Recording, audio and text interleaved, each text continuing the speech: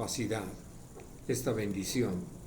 Bueno, pues nosotros somos llamados a atender a ello y responder mucho más abundantemente de lo que lo hizo el pueblo de Israel. Y vamos, y para decirlo de otra manera, aún en el plano, en la situación de que nosotros podamos, por esa misma gracia de Dios, vivir experiencias como nunca las habíamos imaginado.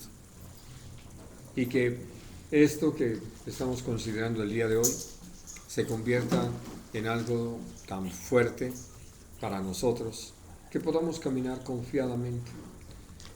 Uno puede hablar con respecto a lo que pasó con nuestros hermanos en la iglesia primitiva.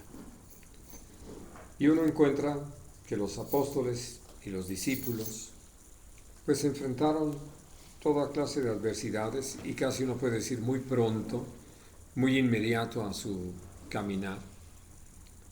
Pero que lejos de amedrentarse, de rehuir la labor, de menguar en su tarea, ellos prosiguieron.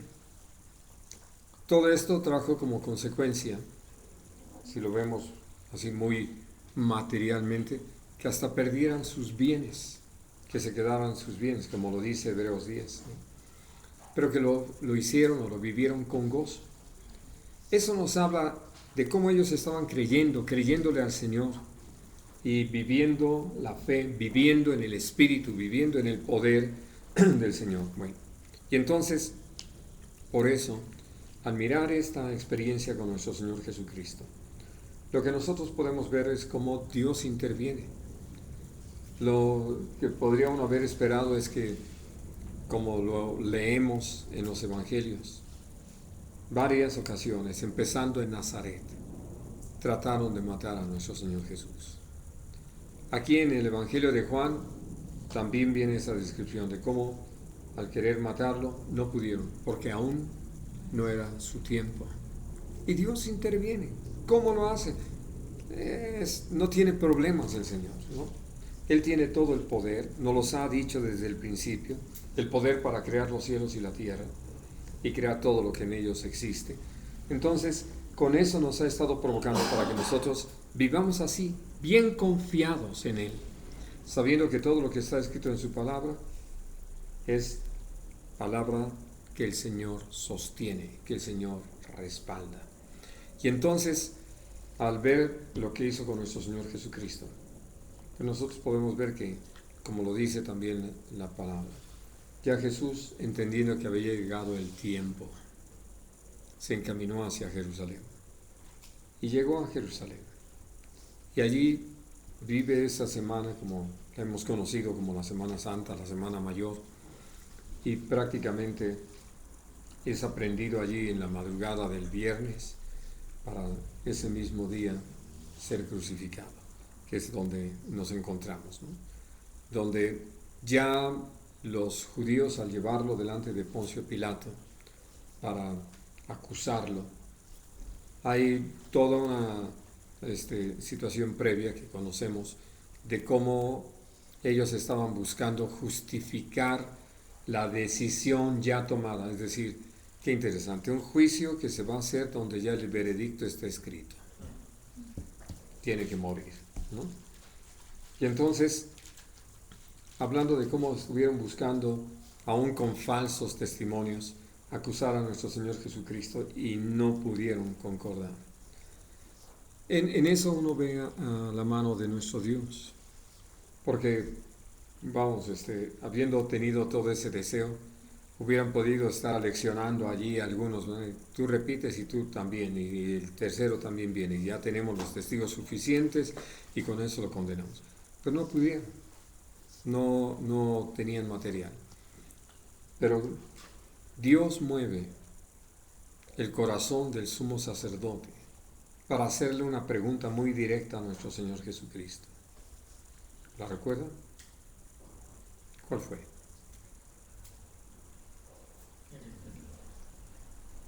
Dinos tú, ¿eres el Hijo de Dios, el Hijo del bendito? Y él confesó, no negó, yo soy. Y de aquí en adelante van a ver al Hijo del Hombre sentado a la diestra de Dios, ¿no? Y a los ángeles sirviendo. Ya ahí sí ya, para ellos ya eso era blasfemia. Si no hubiera sido Jesús, y alguien más lo dice, sí era blasfemia. Pero era Jesús el que lo estaba diciendo. Bien, y menciono todo esto porque ahora sí, quien les dio la prueba que ellos necesitaban en su forma de ver las cosas tan carnal fue nuestro Señor Jesús. Por eso es tan interesante ver que cuando nos detenemos a considerar las cosas a la luz de la palabra, cuando realmente ponemos atención como el Señor nos pide que pongamos nuestros sentidos mientras estamos leyendo la Escritura, nos vamos a dar cuenta que ahí está Dios, siempre está Dios, nunca ha dejado de estar, ¿no? Ni en el libro de Esther, que no se menciona abiertamente, que no aparecen las 4 letras para decir Dios, allí estaba. Y podemos ver cómo lo que los hombres pensaron para mal, Dios lo convirtió para bien. Bueno, ahora, una vez que nosotros podemos ver esto es porque al ser ejecutado por los romanos, él iba a ser crucificado, es decir, colgado de un madero. ¿Qué dice Gálatas 3? Repitiendo lo que está escrito en la ley, ¿no? Maldito todo aquel que sea colgado en un madero. Y por eso Jesús fue hecho maldición para que nosotros pudiéramos heredar su bendición, la vida eterna. Bueno, ahora, vamos entonces aquí mismo en el capítulo 18. Sigo leyendo en el versículo 33. Entonces Pilato volvió a entrar en el pretorio y llamó a Jesús y le dijo: ¿Eres tú el rey de los judíos? Jesús le respondió: ¿Dices esto por ti mismo o te lo han dicho otros de mí? Pilato le respondió: ¿Soy yo acaso judío? Tu nación y los principales sacerdotes te han entregado a mí. ¿Qué has hecho? Interesante pregunta. ¿Qué has hecho? Y digo interesante pregunta porque él era el gobernador. Les pregunto a ustedes, espero que no me salgan como Pilato. Siendo el gobernador, ¿acaso ignoraría todo lo que se hablaba de Jesús? ¿Lo creen de todo corazón o nada más están? Sí, por eso en realidad él ya tenía todo lo necesario para haberse formado un juicio sobre nuestro Señor Jesucristo.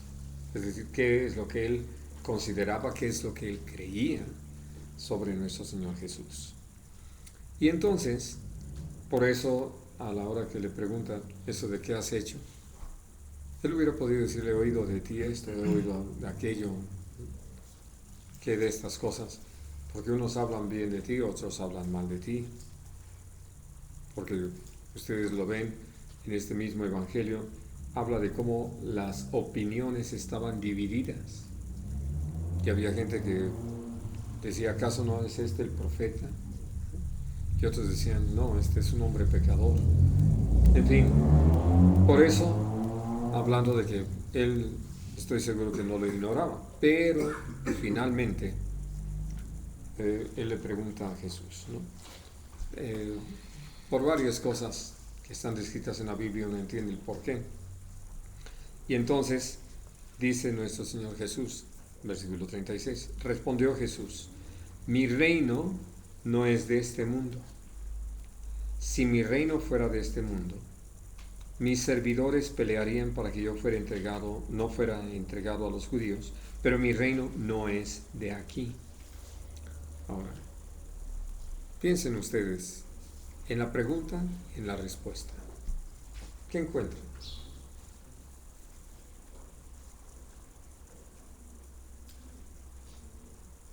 No le contestó realmente con Así es. Pero le contestó. Claro, ustedes se han enfrentado a esto.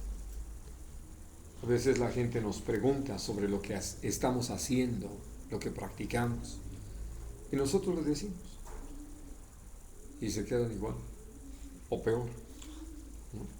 ¿Por qué? Porque como son tan ajenos a lo que es el reino de los cielos, están tan alejados de Dios, tan aparte del Señor, pues lo que nosotros les digamos no les cabe en la cabeza, ¿no?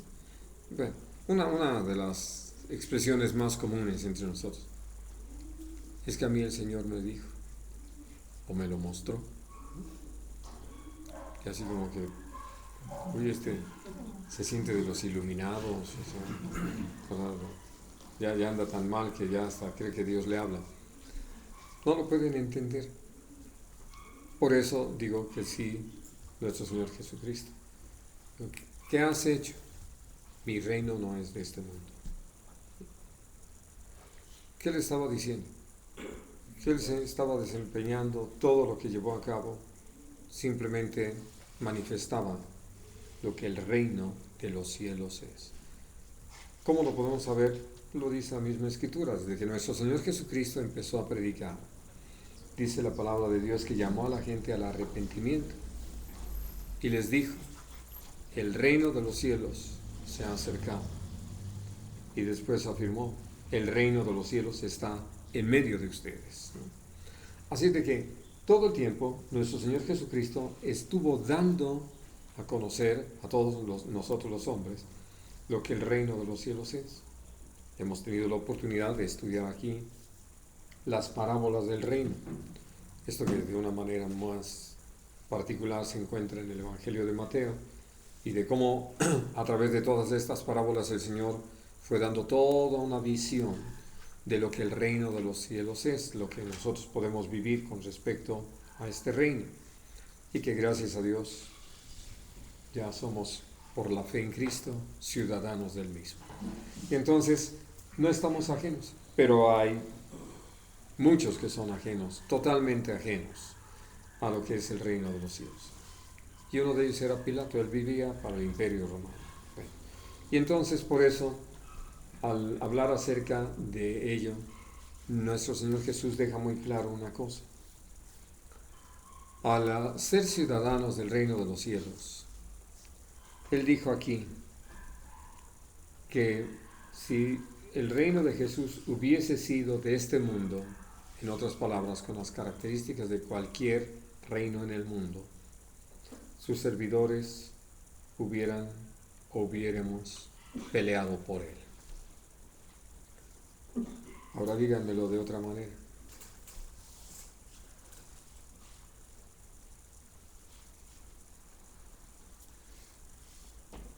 Es que no lo estuvieran acusando, ¿no?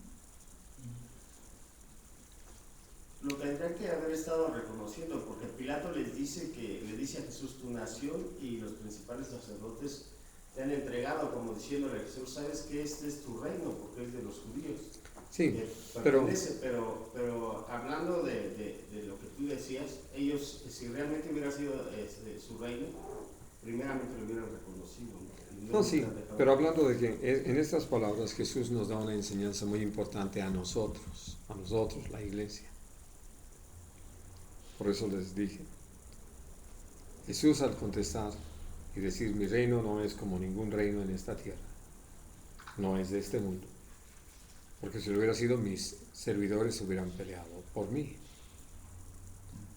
Por eso digo, díganos de otra manera.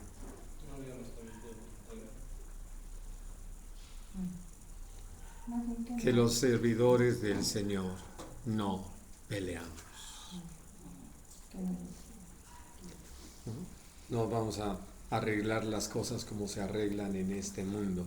Por eso no hacemos manifestaciones, no estamos ahí presionando y llevando a cabo una serie de acciones que a muchos les gusta tener. Por ello, de veras es tan importante mirarlo. Ahora sí que, para decirlo de otra forma, hermanos, a veces necesitamos también voltear la moneda y ver lo que está del otro lado. Es decir, lo vemos en el lado positivo, podemos ver el lado negativo o la contraparte. Jesús lo que estaba diciendo es que sí tenía discípulos. ¿Qué les enseñó de una manera básica a sus discípulos? Permitir todas las cosas en paz, ¿no? Sí. Porque cuando lo iban a apresar también, él dijo que si él hubiera pedido una legión, hubiera descendido, le hubieran descendido, ¿no? Sí. Pero entonces, esencialmente, ¿qué les pidió que hicieran?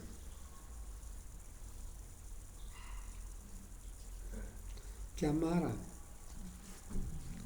Y que al amar, amen a sus enemigos. Por eso no peleamos contra ellos. Por eso no tenemos lucha contra sangre y carne. Por eso somos llamados a bendecir a los que nos maldicen, a orar por los que nos persiguen y nos ultrajan, a amar a nuestros enemigos. Miren, algo que ha sido una bendición para un servidor es lo que ya les he comentado del testimonio de Mossab Hassan Youssef, este palestino que, como él dice ahora, se me hace que yo era judío pero reencarné en un palestino, ¿no?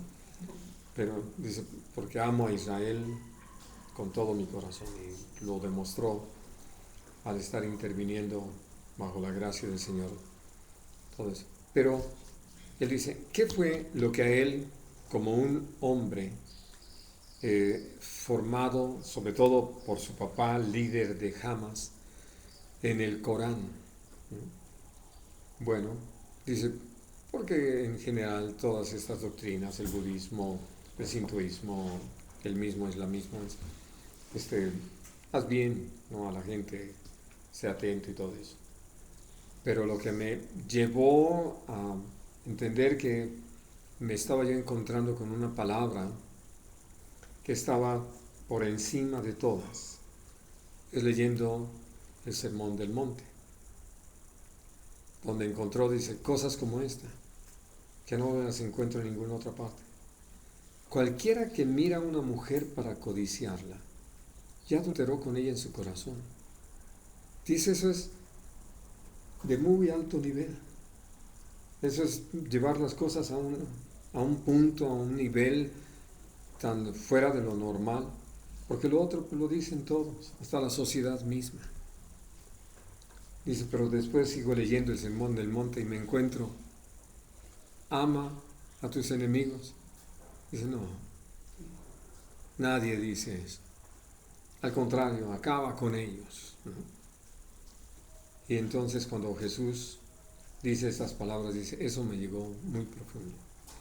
Dice, esto es un nivel que está por encima de todo. Y evidentemente así es. Por eso es tan interesante ver que lo que el Señor está diciendo aquí es eso. Nosotros no estamos para pelear. Vamos, nuestras batallas, como lo hemos llegado a decir, son de rodillas. Allí donde estamos clamando al Señor porque Él simplemente lleve a cabo el cumplimiento de su palabra, para que nosotros nos convirtamos en testigos de cómo Dios es fiel y poderoso para hacer todo lo que Él ha dicho. Y que entonces, hablando de pues toda la oposición que en un momento dado encontramos, de cómo es que en un momento dado puede llegar a haber una persecución de aquellos a los que amamos, Dios nos pide que sigamos adelante. Dios usa, sobre todo, el testimonio del apóstol Pablo para esto. Nosotros lo leemos en el capítulo 13 de Hechos y en adelante, como quienes empezaron a presentar una mayor, más fuerte oposición a que se predicara el Evangelio a los gentiles fueron los judíos. Se llenaron de celo y empezaron a oponerse, a blasfemar y después a perseguir a Pablo, al punto tal de ir y buscar cambiar los ánimos de la gente para ponerlos contra Pablo, para que terminaran peleándolo o haciendo algún mal. Y Pablo escribe en su carta a los romanos, Dios me es testigo de cuánto los amo, al punto tal que deseara yo mismo ser quitado de Cristo a cambio de que ellos fueran salvos. Yo le decía, pero te han tratado mal, ¿no? Se han opuesto, te han perseguido, han buscado matarte. El amor de Dios es real. El amor de Dios es real. Y está derramado en nuestros corazones por el Espíritu Santo. Por eso es que podemos llegar hasta este punto de entender por qué Jesús dijo estas cosas. Ahora, aquí lo que el Señor dice, repito en el versículo 36, respondió Jesús: mi reino no es de este mundo. Si mi reino fuera de este mundo, mis servidores pelearían para que yo no fuera entregado a los judíos. Pero mi reino no es de aquí. Por eso, hablando de que no es un propósito, ahora sí que este es un antipropósito o despropósito, pelear por el Señor, ¿no? En la guerra de los 30 años en Europa, hubo una frase que se acuñó muy interesante, cuando pelearon luteranos contra católicos. Gente matando gente en el nombre del Señor. Como los boxeadores, ¿no? Que cada quien se persina en su esquina para ver a quién sí le funciona. Ya más o menos salen contentos y hay empate. Pero a lo que voy es eso. Tanto un ejército como el otro iban en el nombre del Señor para matar a los otros. Pues no, simplemente no. Es un despropósito eso. No es un propósito. Ahora sí que es un para qué que necesitamos mirar en qué contexto está dicho. Bien. Ya ustedes conocen parte de la historia de todo lo que se relata. Pero voy al capítulo 19.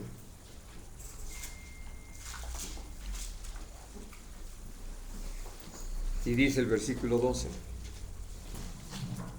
Desde entonces procuraba Pilato soltarle, pero los judíos daban voces diciendo: si a este sueltas, no eres amigo de César.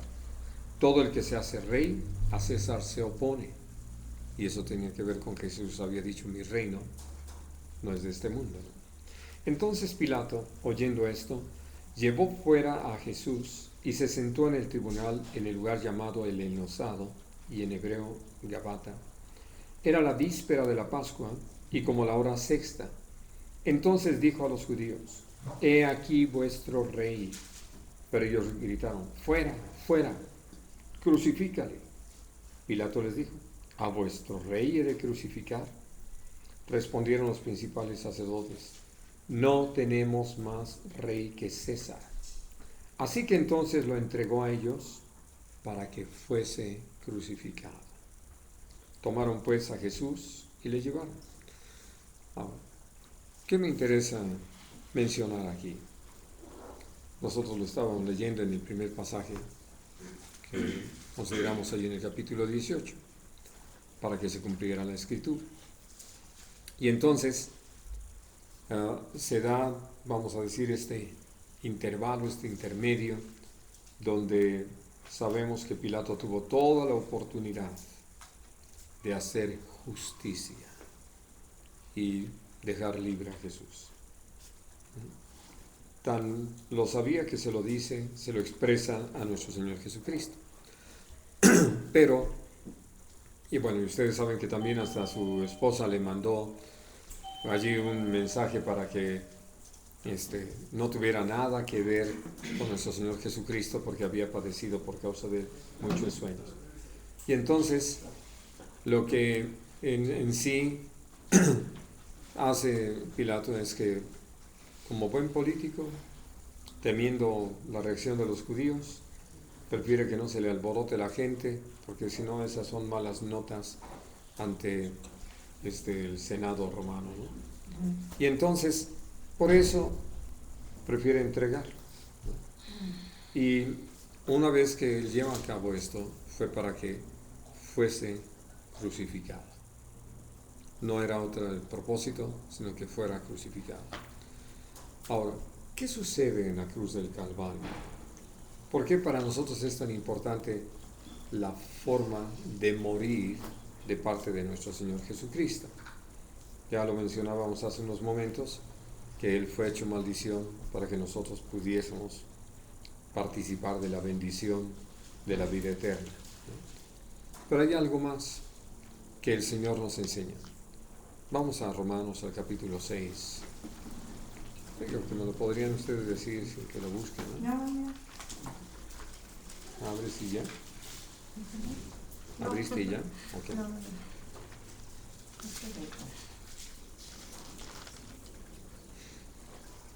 Ya. Dice en el versículo 5 del 6: porque si fuimos plantados juntamente con Él en la semejanza de su muerte, así también lo seremos en la de su resurrección. Sabiendo esto, que nuestro viejo hombre fue crucificado juntamente con Él, para que el cuerpo del pecado sea destruido, a fin de que no sirvamos más al pecado. Lo que Dios nos enseña, y naturalmente es todo un tema, del valor de la cruz en la vida de un creyente, tiene que ver con el hecho de cómo nuestro Señor, al morir en la cruz, dando su vida por nosotros, derramando su sangre para pagar por nuestros pecados y limpiarnos de los mismos, y consumar una obra de redención a nuestro favor, Él también nos dejó una lección muy importante. El apóstol Pablo, que tuvo esa revelación de parte de nuestro Padre Celestial, él escribió diciendo: por causa de la cruz de Cristo, yo he muerto para el mundo y el mundo ha muerto para mí. Por eso es que el viejo hombre fue crucificado juntamente con Cristo. Y entonces, por eso tenemos toda la oportunidad de vivir conforme al nuevo hombre. El propósito del Señor tenía y tiene que ver con eso, y seguirá teniendo hasta el fin del trato y el trabajo del Señor en medio de nosotros los hombres, de tal manera que al poder apreciar lo que nuestro Señor Jesucristo vivió, porque en todo esto Él estaba así, entregado totalmente a la muerte. Es decir, él sabía hacia dónde iba. En ningún momento hizo el intento por evitarlo, sino que cuando lo expresó delante de nuestro Padre Celestial allí en el Getsemaní, lo hizo en una actitud ya rendida a la voluntad de nuestro Padre Celestial, que por eso nosotros conocemos esa frase: si fuera posible, pero no como yo quiero, sino como tú quieres, ¿no? Entonces ya había en él una decisión al respecto. Y entonces, en todo este proceso, en toda esta intervención de los judíos, aprendiéndolo, juzgándolo, llevándolo delante de Poncio Pilato, nuestro Señor Jesucristo en ningún momento intentó librarse de esta situación, como lo recordaba Toño en las palabras que Jesús le dirigió a Pedro, ¿no? De que acaso no consideraba o no creía él que pudiera haberle pedido a nuestro Padre Celestial esas legiones de ángeles que vinieran, y que, como uno dice, pues con uno le daba fácil a todos, ¿no? Pero que se trataba de cumplir un propósito. Él nunca perdió de vista que era el Cordero de Dios, que venía para quitar el pecado del mundo. Ahora, en sí, entonces, mis queridos hermanos, al hablar acerca de este tipo de experiencias que están aquí narradas y que hemos venido considerando en el Evangelio de Juan, lo que nosotros encontramos es que al cumplirse la Escritura, nosotros quedamos listos para poder participar de todo lo que el reino de los cielos es, con todas sus características. Es decir, que no solamente fue la situación de poder tener perdón de pecados, sino que quedamos prácticamente habilitados para vivir una vida en el poder del Espíritu Santo y para la gloria del Señor. Y dentro de las cosas que el Señor nos permite saber, es cómo al estar en la cruz, todas las palabras que Él dijo, todas estas expresiones que Él tuvo, nos permiten tener un entendimiento muy claro del alcance de su obra. Primero, Padre, perdónalos, porque no saben lo que hacen. Yo no sé cuántas veces ustedes han estado frente a una situación así, pero sé que las han tenido. Deben de ver gente que está prácticamente trabajando contra ellos mismos, haciendo algo que va a terminar dañándolos. Podemos ver, por decirlo así, a jóvenes que por la manera imprudente en que se manejan, las acciones en las que se involucran, las amistades, en fin, pues están trabajando en su contra. Eso va a terminar trayéndoles un mal. Podemos ver hombres o mujeres que empiezan a coquetear, siendo que tienen un compromiso matrimonial, y andan coqueteando por otro lado, y que sabemos que están trabajando para su mal. Nosotros podemos ver eso y darnos cuenta, sobre todo hablando de los que no conocen al Señor, que realmente no saben lo que hacen. Que algunos de ellos creen que están logrando lo máximo, ¿no? Haciendo cosas así de las que van a poder después platicar y presumir con sus compañeros de destino. Y entonces nosotros podemos verlo y entender por qué nuestro Señor Jesucristo, viéndonos a toda la humanidad, lo dijo así con toda claridad. No se estaba refiriendo solamente a los que estaban allí y que habían participado en una forma directa y personal en el momento de su crucifixión. Estaba hablando de todos nosotros. Padre, perdónalos, porque no saben lo que hacen. Pero algo que nos permite mirar la fuerza de su sacrificio es lo que Dios nos permite saber sobre estos dos hombres crucificados a su derecha y a su izquierda. Y que, como se lo dijo el que cayó al primero que estaba hablando, que le pedía a nuestro Señor Jesucristo que, pues ya que podía obrar milagros, que hiciera que descendieran de la cruz y para seguir su vida. El otro le dice, nosotros estamos aquí porque lo merecemos. Y era cierto, ellos estaban ahí purgando ya más bien recibiendo la sentencia y la ejecución de la sentencia de muerte por lo que habían hecho. Así de que eran dos pecadores, dos personas que estaban allí como cualquier otro ser humano, recibiendo el pago de su extravío, recibiendo la recompensa de su pecado, el pago de su maldad. Y Jesús podía haber estado pensando en él, pero en su primera frase los incluyó a ellos, pero solo uno de ellos lo aprovechó, y que por eso le pidió a nuestro Señor Jesucristo, acuérdate de mí cuando vengas en tu reino. Y Jesús pudo haber dicho así, a estas alturas te acuerdas, ¿no? Como nosotros lo llegamos a hacer cuando le queremos reprochar algo a alguien. El Señor no. Eso es lo más tremendo, eso es de las cosas que lo provocan a uno y muy fuerte. De cierto te digo que hoy estarás conmigo en el paraíso. Eso es algo maravilloso. Eso habla del alcance del Señor, ¿no? De cómo su misericordia es para siempre, cómo la engrandece sobre nosotros y la hace nueva cada mañana. En fin, por eso, al ir deteniéndonos en todas estas consideraciones, uno ve que esto que podemos leer en el capítulo 19 de Juan, otra vez, dice el versículo 28.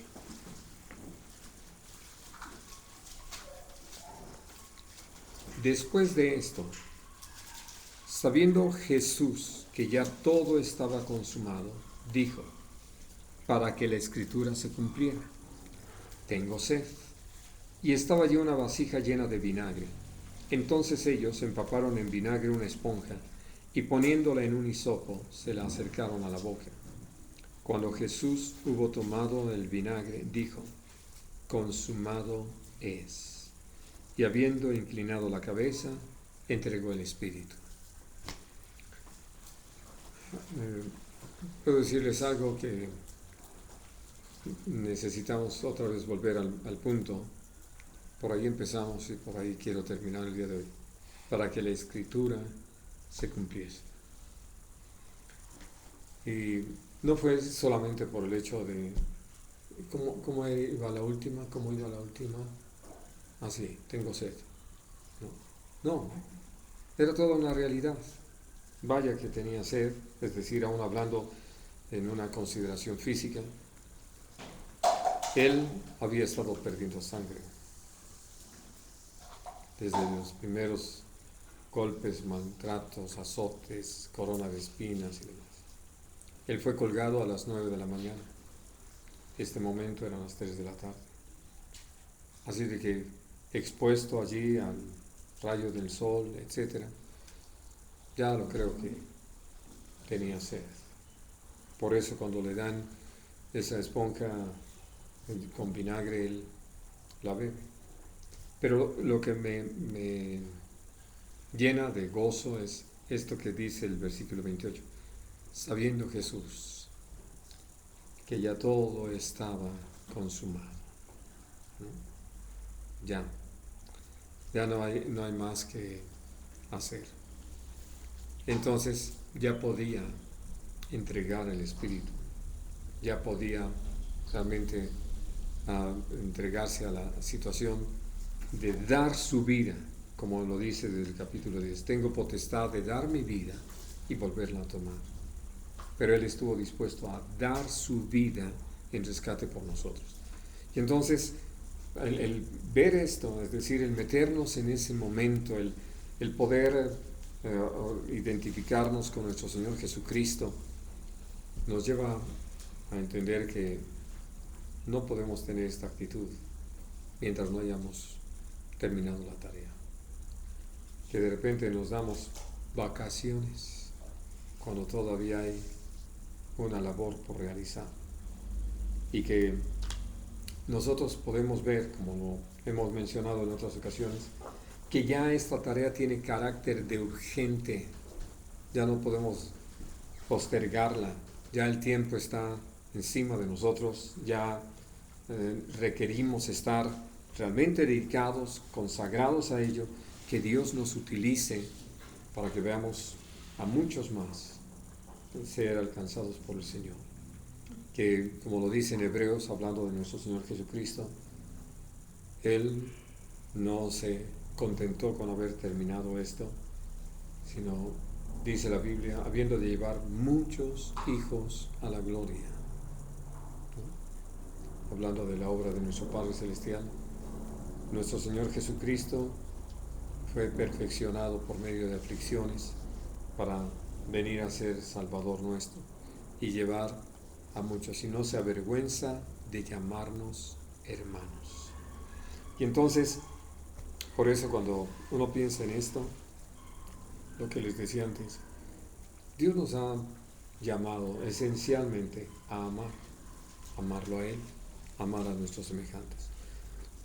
Y hablando de la iglesia, amarnos los unos a los otros como Cristo nos ha amado. Que tengamos ese interés entre nosotros.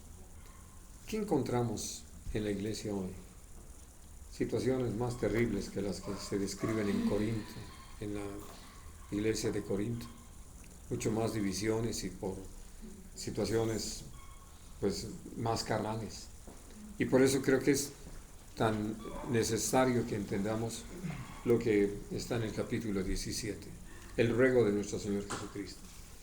Él dice ahí claramente que nos ha dado su palabra para que nosotros seamos uno, como nuestro Padre Celestial y nuestro Señor Jesús son Así de que podemos, atendiendo a la palabra de Dios, atendiendo a la Escritura, atendiendo a todo lo que Dios ha hablado, caminar como uno solo. Y repito, como lo dice allí en 1 Corintios 1, de un mismo hablar, de una misma mente, de un mismo parecer. O como lo dice Filipenses 2, de un mismo sentir, como el que hubo en Cristo. Donde estamos dispuestos a servir a nuestros hermanos por amor, a no considerarnos por encima de nadie, sino más bien por debajo, para disponernos a dar ese servicio. Y a no tener una actitud opuesta a la voluntad del Señor, donde lo opuesto sería considerarnos más grandes, más importantes, mayores a los demás, que nos hace perder la ubicación, ese tipo de actitudes, sino que al humillarnos bajo la poderosa mano del Señor, lo que vamos a ver es cómo Dios nos utiliza, y nos utiliza para traer edificación, consuelo, ánimo a su pueblo y un mensaje de vida eterna, de salvación de todos los demás. Porque teniendo presente el sacrificio de nuestro Señor Jesucristo, este caminar, esto donde de veras pienso en el Señor Jesús, en toda esa actitud que Él asumió, pues es tremendo. Se entregó, totalmente se entregó a lo que nuestro Padre Celestial le mostró como su perfecta voluntad. Y con ello, hoy nosotros tenemos esperanza de vida eterna, tenemos perdón de pecados, tenemos vida nueva, tenemos la oportunidad de vivir para Dios en el ámbito del reino de los cielos. Muy bien, hermanos, así de que, habiendo dicho, consumado es, entregó el Espíritu. Pero todo esto es para que se cumpliera la Escritura. Que en nosotros suceda lo mismo, que todo lo que Dios ha dispuesto para nosotros, su pueblo, en nosotros se cumpla la Escritura. Que seamos el cumplimiento de la buena, agradable y perfecta voluntad de Dios para con nosotros. ¿Quieren añadir algo? Hoy han estado muy callados. Sí. Estaba meditando ahorita lo que compartí acerca de lo que Jesús nos muestra, ¿no? De cómo Él tuvo esa disposición de dar su vida, ¿no? Y también ayer platicábamos en la mesa con uno de nuestros hermanos, y él hablaba que aún nosotros, en México, tenemos aún la libertad de reunirnos, de tener comunión con la iglesia, de no ser perseguidos, por lo que ya hemos estado escuchando, ¿no? Que en algunos otros países la situación no es como la que nosotros vivimos, ¿no? Así es. Muchos de nuestros hermanos han tenido la necesidad o más bien han sufrido la pérdida de su vida por causa del reino de los cielos. Pero aún pensando en esto, ayer también meditábamos en casa lo que la Escritura dice acerca de este personaje que está por venir, ¿no? Que es la bestia, donde dice claramente la Escritura que se le va a dar poder sobre todos los pueblos, lengua y nación, y se le va a permitir hacer guerra contra los santos y vencerlos, ¿no? Hablábamos de que después también es ese mismo pasaje que al que no permita que se le marque, que no esté dispuesto a adorar a la bestia, también va a tener en su corazón el deseo de, o la autoridad la va a ejercer de matar a todo aquel que no esté cero. Y hoy podemos ver que no estamos tan lejos de ese tiempo, y que a lo mejor si Dios no permite que nos pase a nosotros, pues vienen detrás de nosotros muchos pequeñines que necesitan entender esta realidad, ¿no? Que va a haber un momento en el cual tienen que rendirse en ese servicio al Señor, ¿no? Y aún pensando en esto que comentaba, no vamos a pelear. Así es. No es pelear, no es exigir el derecho, ¿no? Realmente se lo va a saltar, se lo va a brincar, pero ahí es donde vamos a ver qué disposición va a tener la iglesia en estar dispuesto a dar su vida. Y aún entender, me llama mucho la atención lo que el mismo pasaje dice cuando dice, si alguno lleva en cautividad, va en cautividad, y si alguno mata a espada debe de ser muerto. Y después añade, aquí está la paciencia y la fe de los santos. Así es. En entender esto, ¿no? Que Dios lo permitió, que no es un asunto meramente del hombre, sino que está en el plan y propósito de Dios, que sus santos mueran por causa del nombre de Dios, ¿no?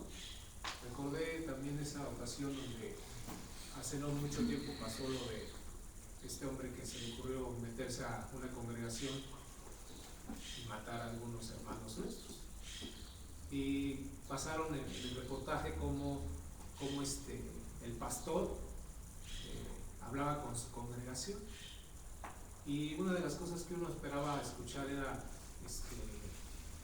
esto, ¿no? Lo que Dios nos ha pedido, ¿no?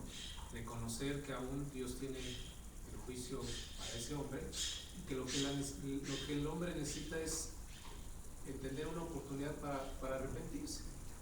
Lo que este hombre dijo, lo que este hermano nuestro dijo, realmente no era lo que uno hubiera podido escuchar. En vez de predicar el perdón y amar a nuestros enemigos, él decía a la congregación que iban a pelear para exigir el derecho de que se hiciera justicia en los hombres. Y hubieran podido aprovechar el mensaje para hablar del perdón de Jesús. Así es. Y que cuando terminó el discurso, perdió la oportunidad, porque fue a nivel nacional, internacional, un mensaje de vida para hubiéramos esperado que él dijera, perdonámosla, si está dispuesto a arrepentirse. No, bueno, que no, ya lo perdonamos. Sí, pero aún el entendimiento de los que no conocen las cosas del rey, sí, hubiera sido un mensaje como el Señor hubiera querido que lo escuchara mucha gente, ¿no? así es. Pero que eso, ¿no? ¿Qué va a pasar con la iglesia si no entiende esto? Vamos a exigir el derecho, vamos a pelear por rescatar nuestra propia vida, o vamos a estar dispuestos a entender que esto viene de parte del Señor y que tenemos que tener la actitud que Jesús tuvo aquí en la cruz, ¿no? Para que se cumpliera la Escritura, porque esto es una palabra que aún no se cumple, es una profecía que está por venir. Así es. Así es. ¿Algo más, hermanos? Yo Sí. quisiera principalmente darle gracias a Dios por la vida de cada uno de los que estamos aquí, por la manera que Dios me permite y me presta la vida por el día de ahora. El primer domingo que estuvimos allá en el saloncito, le daba yo muchas gracias a Dios, y dije yo en ese momento, ahora no le pido nada a Dios porque Él sabe de mis enfermedades, de mis necesidades. Simplemente le doy gracias a Dios porque Él es Dios. Es ver, de verdad, se los digo, soy honesto conmigo mismo, porque yo pensaba que era un lugarcito chiquito, y ya cuando llegué con mi esposa caminando ahí, de veras que cuando Dios nos bendice en grande. Le doy gracias a Dios por la familia de Salvo, por su suegro, por su esposa, porque yo nunca pensé que fuera a ser el lugar así tan bonito. Dije, solamente Dios lo puede hacer. Así es.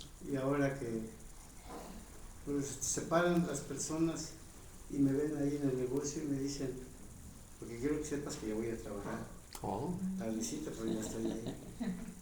Y se paran y me preguntan, oiga, pues no que se había quedado ciego, usted lo dijo, me había quedado ciego, ahora estoy aquí, porque como dijiste, porque Dios me lo muestra. ¿Cómo que Dios se lo muestra? Porque podemos tener esa paz en nuestro corazón, porque puedo ir, puedo venir, tengo mis achaques conforme a la edad, pero que todavía lo puedo hacer. Le doy gracias a Dios. Sobre todo les digo, mi hijo es pastor. Y si hay alguna duda, nomás díganme, porque conoce a Dios. Y le doy gracias a Dios porque me siento muy orgulloso de siendo lo que yo fui. Como dices, no es falta de acordarse. pero que fuera para que mis hijos anduvieran por allá y se vieran desbalagados un poco. Ahora al ver a mis nueros, a mis yernos, a mis nueras, a todos mis hijos que estamos ahí, le doy gracias a Dios. Y que no sabes, Jorge, en verdad me siento el compromiso de hablarle más de Dios. Siempre los he invitado ahí a la casa, y ahí nos congregamos, pero ahora, pues ahora con más, está bien bonito el lugar, es de vida muy, tenemos que cuidar mucho ahí, porque eso es de Dios. Así es. Y gracias a ti porque te utilizó a Dios para hablar con la familia. Pues no, nació de ellos, yo nada más me enteré. Gracias a Dios. Y que estamos muy contentos, que Dios bendiga al Señor, te bendiga a ti, bendiga a cada uno de los que estamos aquí, porque Dios conoce nuestras necesidades. Muchas veces decimos, Él sabe lo que me hace falta, no hace falta que se lo expresemos y que le digamos lo que nos hace falta. Yo le doy gracias a Dios porque puedo estar aquí y hace 15 días me enojé porque no me invitaron. ¿Y qué pasó? Y luego dice, ¿ves que preguntó Jorge por ti? Pues no me avisaron, se vinieron y si no es que hubiera ido en camión, pues no le hace, me tomé una pastillita para la mañana y me vengo. Y le doy gracias a Dios porque estoy aquí con ustedes. Y qué más puedo decir sino estar agradecidos con el Señor porque ver a todos mis hijos ahí en la iglesia. Así es. Gracias a Dios. Gracias. Muy bien. ¿Algo más que quieran añadir, hermanos? Bueno, entonces, demos gracias al Señor. Padre bendito, te damos gracias, muchas gracias, porque mientras más consideramos toda tu obra a favor nuestro, donde entendemos que la razón es nuestro Señor Jesús, que tú nos has alcanzado para que seamos su pueblo, su iglesia, su esposa, te agradecemos el que tú nos hayas tomado en cuenta y que hayas puesto tus ojos sobre nosotros para salvarnos, para transformarnos. Te agradecemos, Señor, el poder estar aquí comprometidos contigo para servirte, para proclamarte, para alabarte, bendecirte, confesarte delante de la gente. Gracias, muchas gracias. Y Padre bendito, por eso te agradecemos el ejemplo, el mensaje, la vida de nuestro Señor Jesús. Y gracias por todo lo que a través de Él tú nos has dado. Gracias, Jesús, por haber sido obediente. Y Padre Celestial, te damos gracias también por toda esa revelación que has traído a cada uno de nosotros por medio de tu Espíritu. Y que por tu gracia bendita podemos vivir esta vida nueva, esta vida plena, esta vida victoriosa, esta vida santa, pura, limpia, justa, para honra y gloria de tu nombre. Gracias, gracias por Jesús. Gracias, Señor, por darnos de veras esta oportunidad de servirte, de proclamar tu nombre, aún de enseñar a nuestros hermanos. Señor, nosotros podemos reconocer nuestra insuficiencia, nuestra incapacidad, reconociendo que solo por ti, solo por tu obra es que podemos dar a conocer este mensaje tan excelso, incomparable. Y aquí estamos dispuestos a ti. Obra en nosotros conforme es necesario. Glorifica tu nombre en la vida de cada uno de nosotros, en cada congregación. Y Señor, cumple en cada uno de nosotros tu bendito propósito. En el precioso nombre de nuestro Señor Jesús te lo pedimos. Amén.